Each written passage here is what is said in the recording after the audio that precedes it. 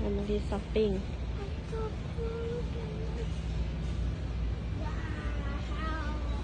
Mommy, look at the knee. Yeah, with an cool. Okay.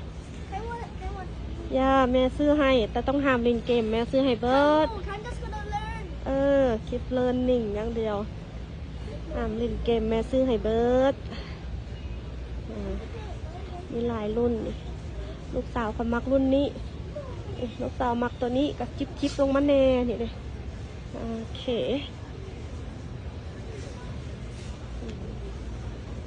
When are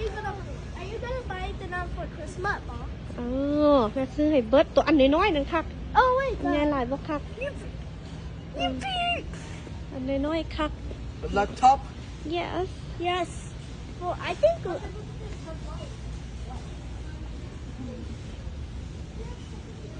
Huh?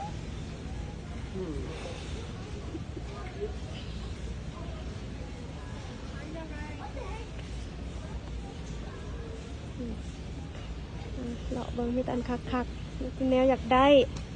นี่แหละอันนี้มันคอมเมนต์แต่ซื้อนอกจากซื้อหุ้นซื้อทองคำก้อนแล้วอันนี้มันคอยเป็นตะซื้อนี่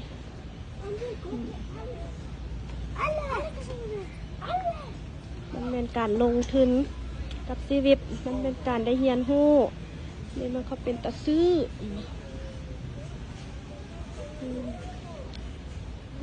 ทำมันเลาะ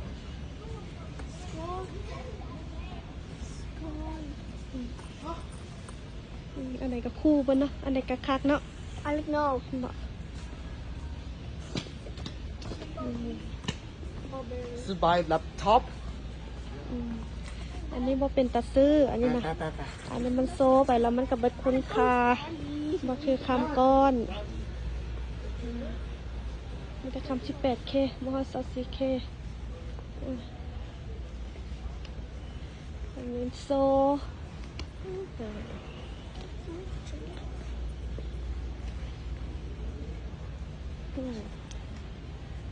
18K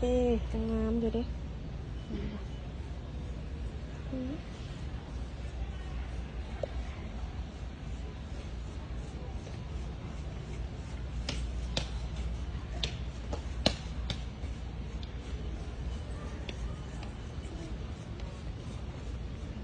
ถือก็มี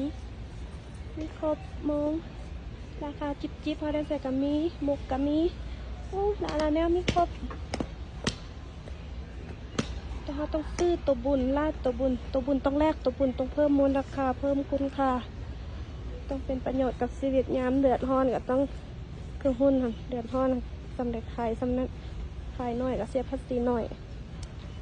ทำเองสบายเพกพลอยโอ้ธรรมดาบ่เอ็นเอาคำก้อนมาขายแล้วไม่ได้เงินเก่งกำไร เงินมันทำงานนะอย่าให้เงินมันขี้เกียจเราขี้เกียจไม่เป็นไรอย่าให้เงินมันขี้เกียจนะ